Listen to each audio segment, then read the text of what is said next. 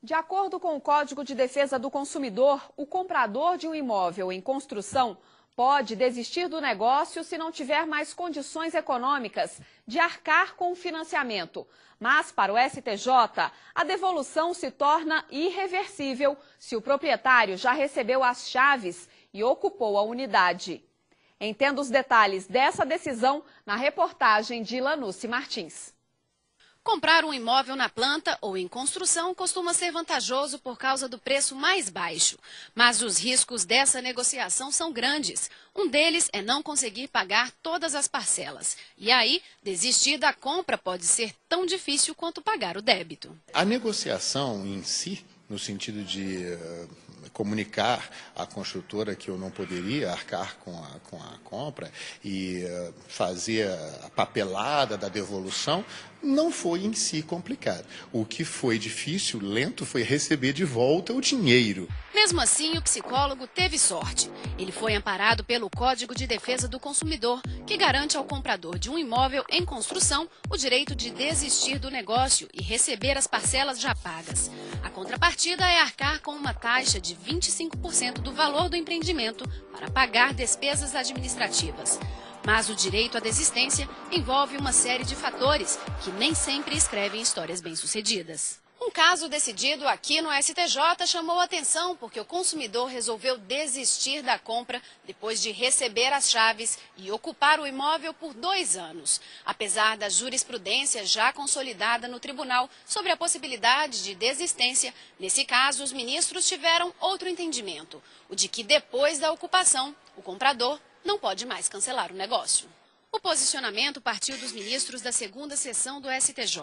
Para o relator, ministro Aldir Passarinho Júnior, deve existir um limite de tempo para o exercício do direito de desistência de uma compra. Esse advogado explica que o novo entendimento vai inibir possíveis abusos de consumidores. Quanto maior o tempo de ocupação, você vai ter uma desvalorização realmente no mercado.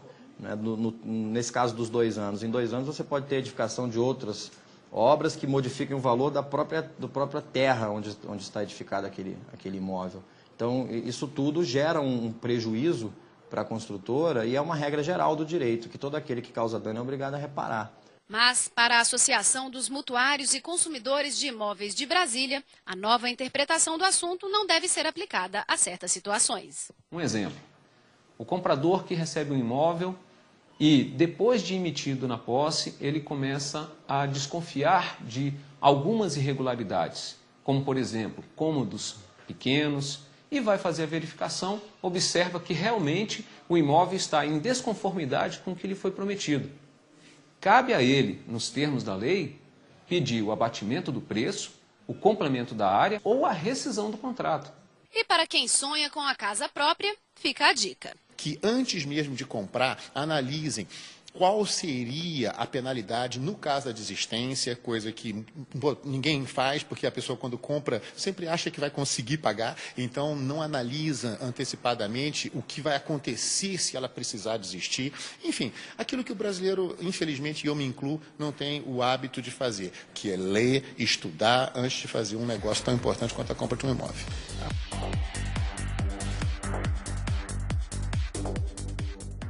Em 1990, foram ampliadas tanto as garantias para quem compra um imóvel, quanto as responsabilidades dos fornecedores da construção civil. Depois do desabamento de um edifício no Rio de Janeiro, em 1998, os brasileiros passaram a dar mais importância aos contratos na hora de negociar a futura moradia.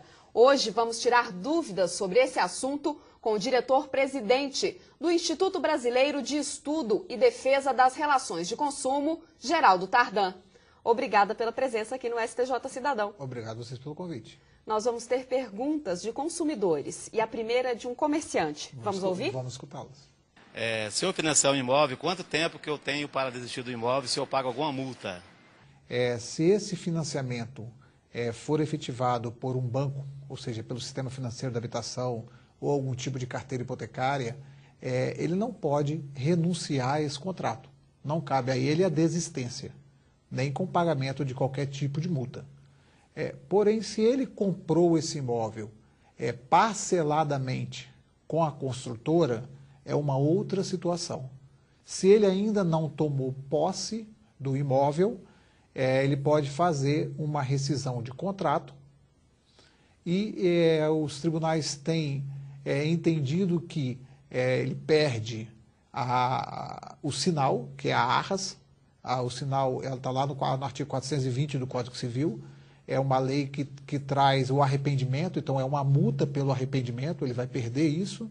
Doutor Geraldo, nós temos mais uma pergunta. Se a construtora não me entregar o imóvel no prazo certo, quais são os meus direitos?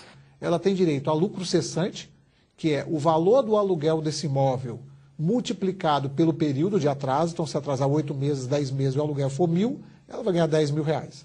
Mais uma multa contratual que sempre é aplicada, que sempre é colocada pelas construtoras, a 0,5%. O senhor acredita que os compradores costumam ter muitos problemas na hora de adquirir o imóvel? No Instituto, no IBEDEC, aumentou para nós, de outubro do ano passado até esse mês de junho, que fechou, o índice de reclamação de 40% contra construtoras. Essas reclamações que nós cadastramos são as reclamações procedentes. Aquelas que nós percebemos que o consumidor não tem razão, tem só dúvida, nós não cadastramos como reclamações positivas. E no caso dos problemas estruturais do imóvel, como fica o consumidor? No IBEDEC nós temos diversas reclamações de todos os casos, de todas as formas de vício que você pode imaginar. As pessoas não estão acostumadas a conviver com isso. Erro de metragem. Então, a metragem de um contrato de compra e venda é exatamente o que está expresso no contrato. Se são 140 metros, não pode entregar 139. Não pode entregar 138. Tem que entregar a exatidão. Então, como é que o consumidor previne-se disso? Fazendo, na entrega da obra, uma boa vistoria. Então, ele deve checar tudo. Abrir todas as janelas, ligar todas as torneiras, testar a tomada, testar os chuveiros, caixa de descarga. É muito comum em alguns apartamentos, você abre a porta não abre até o final, ele coça na pia do banheiro. Então, tudo isso tem que ser visto, anotado na vistoria e reclamado com a construtora, que tem 30 dias para reparar. Não ocorrendo a reparação, cabe uma ação. E você tem aquela questão dos vícios ocultos, que são aqueles vícios que não são aparentemente detectados. Aparece aí no decorrer de 2 anos, 3 anos, e aí você tem até 5 anos para poder ser reparado isso pela construtora. Se não for reparado, o consumidor tem direito, nesse prazo de até 5 anos, de mover uma ação judicial. Sobre esse assunto, nós temos uma pergunta de um consumidor. Eu gostaria de saber sobre o imóvel que eu comprei, que veio com defeitos, e eu acho que pela lei de direito eu posso fazer a minha reclamação e ser aceita o meu pedido. Ela tem todo o direito. E é ideal que a pessoa faça essa reclamação não de uma forma verbal. Que mesmo que seja porque tem que ser feito, na verdade, uma notificação. Mas pode ser uma carta simples, se ela tiver dificuldade, não conseguir atendimento na Defensoria Pública para mandar uma notificação para ela, que ela enumere todos os problemas, se ela não fez isso na vistoria ou descobriu após a vistoria, e protocole na construtora. E coloque no último parágrafo um prazo de 10 dias para que a construtora lhe responda de que forma ela irá apresentar a solução desse problema. Nós temos uma dúvida de um estudante de direito agora.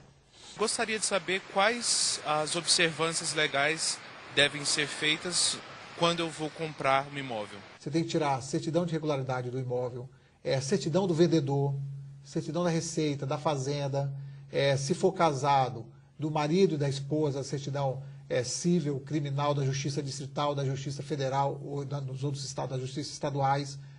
Se a pessoa for empresário, tirar uma certidão da Justiça do Trabalho para saber se não está sendo executado, se esse imóvel é objeto de penhora. Então, tem que ter um conjunto de certidões que vai dar a tranquilidade para que esse ato jurídico de compra e venda não traga a esse consumidor uma pendência futura. Vamos deixar o site do IBEDEC? Bora. O site é www.ibedec.org.br e o e-mail para consultas consumidor@ibedec.org.br. Doutor Geraldo, muito obrigada pela presença aqui para falar de um tema tão importante para os brasileiros. Obrigado mais uma vez, e que esse sonho da casa própria não torne um pesadelo, né? Que se tenha prudência no ato. Obrigada.